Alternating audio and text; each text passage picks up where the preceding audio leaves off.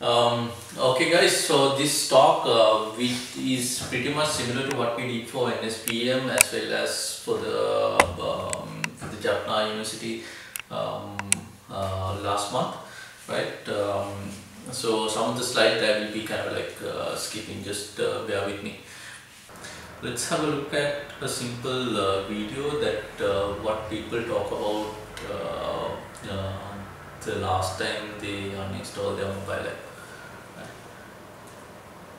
So an app that I didn't like, that I downloaded a while back, I think it was called Sleepbot, and basically uses an Excel robot. Now this video is from Google, right? There are this one of the interviews that they have done to explain about how to handle mobile user experience. Now if you pay attention to what these people are saying, what they talk about is the last time that they have uninstalled the app and the reason to uninstall it. Right? It's pretty much obvious if you look at it. To track your movements as you sleep, and it figures out how deep of a sleep cycle you're in and wakes you up when you're not in such a deep sleep cycle.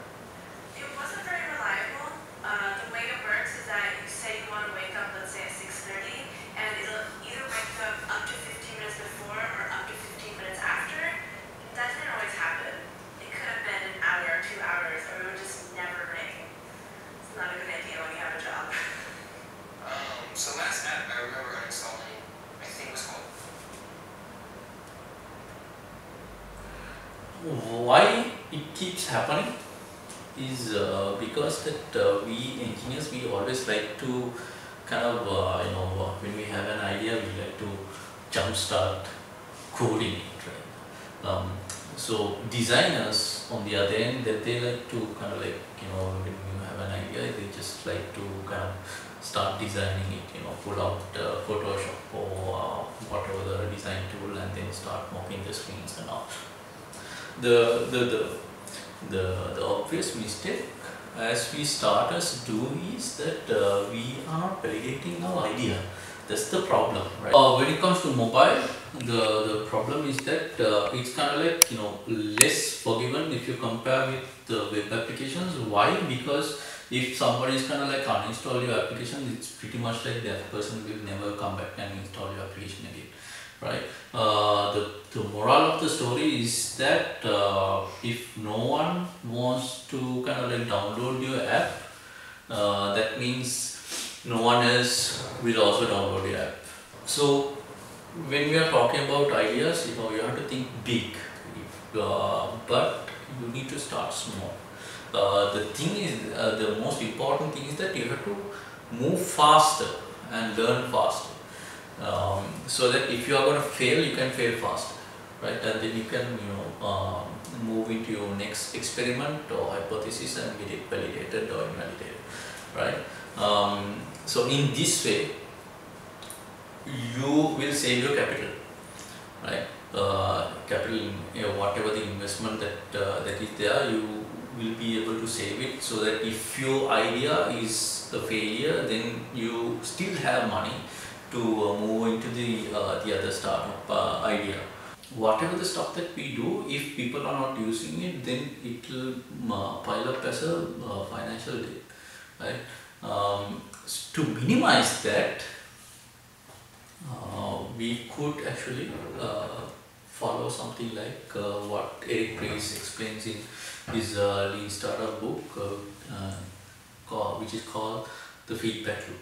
Right? Now in the feedback loop, what we are trying to do is to kind of like learn as fast as we can, so that we can move on to the other ideas or experiments that we want to do. So there's a science behind this thing. So I would recommend you to kind of have a look at, read this book and get some ideas. Always, the requirements doesn't match with the solution.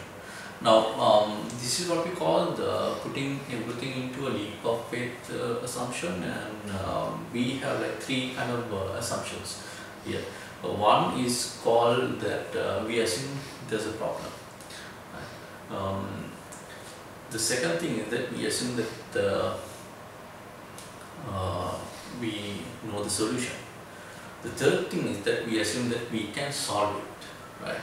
One thing that you have to keep in mind is that, you know, when you are working with these kind of things, what we usually think about is that for you to get to the customer, you need to have kind of like a really cool aesthetics that will kind of delight users.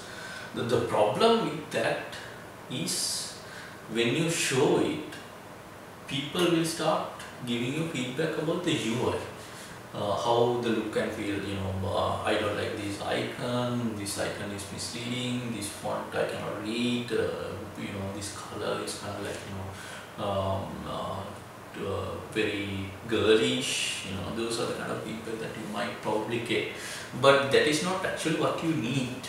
You need to validate your idea and see whether it works.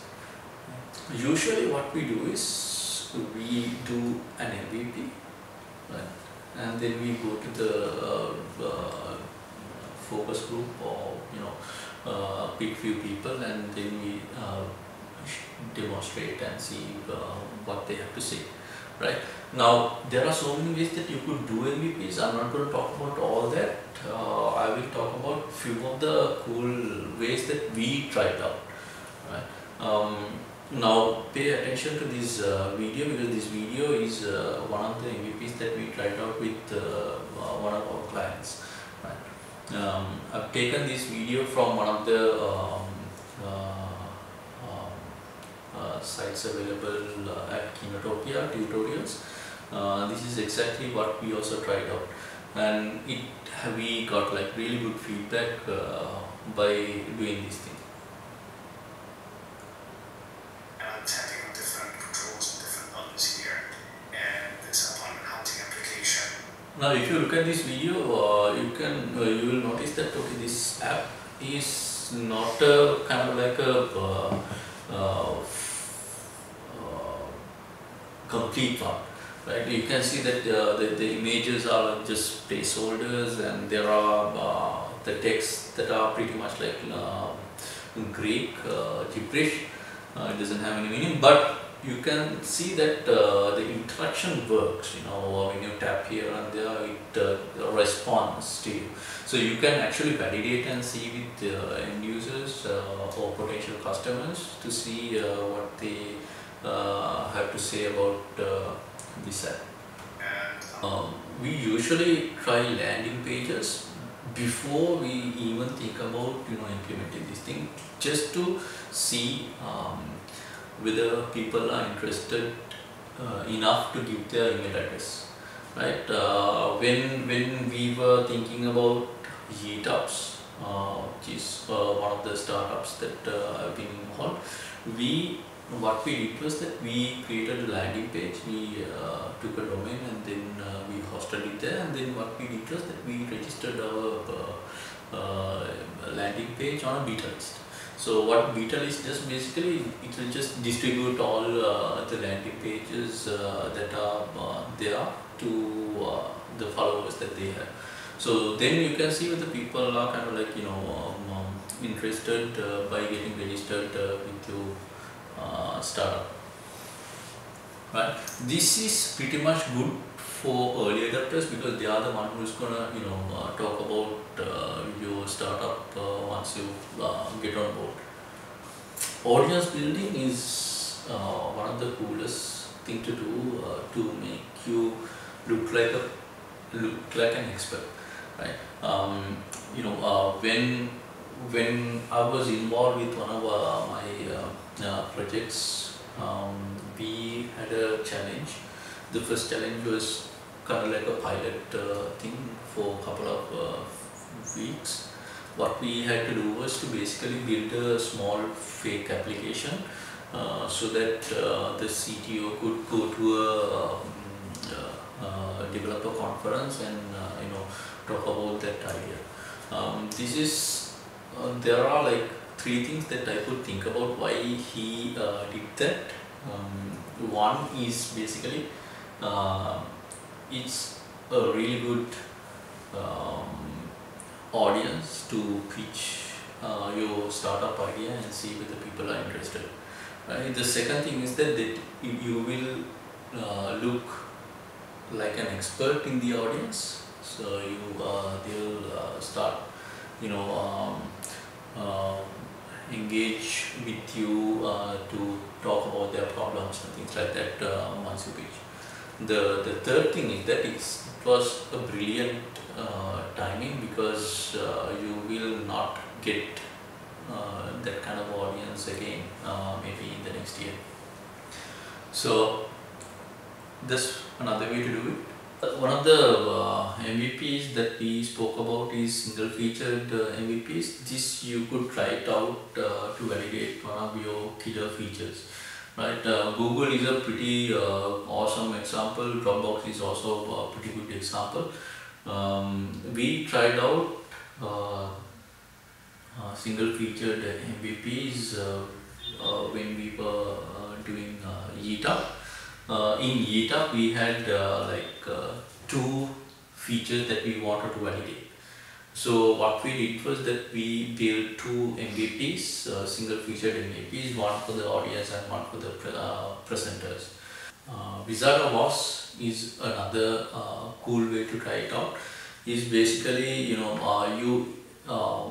part of the things that you want to validate, you do it, and the rest of the things you just fake it. You put somebody behind the curtain and then you do it manually. In Yeetup, this was like really handy. So what we tried out is called faking. There are so many ways that you could fake. So there are fake doors and there are fake features and so on and so forth. So what we did was that instead of building a mobile app during that particular week, we tried out what is called a clickable PDF.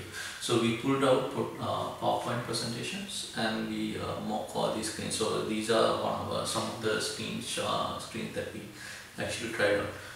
Now what I meant by this is that this is how you could actually be capital efficient, right? Now if you have an idea of what is the most minimum viable way that you could get it validated, right? Do it in a smarter way, right? And then do it in a fastest possible way so that you could get it validated. And if it's not going to work, then you can simply move on to the other idea, right? You have you need to kind of like have the monopoly on the market, right? That's not the case actually. If you look at 1% of $1 billion market, is still a lot of zeros. You just have to make sure that this problem that you're talking, there are other people also have the same problem. In that way, at least you get few potential customers to get on board with your idea.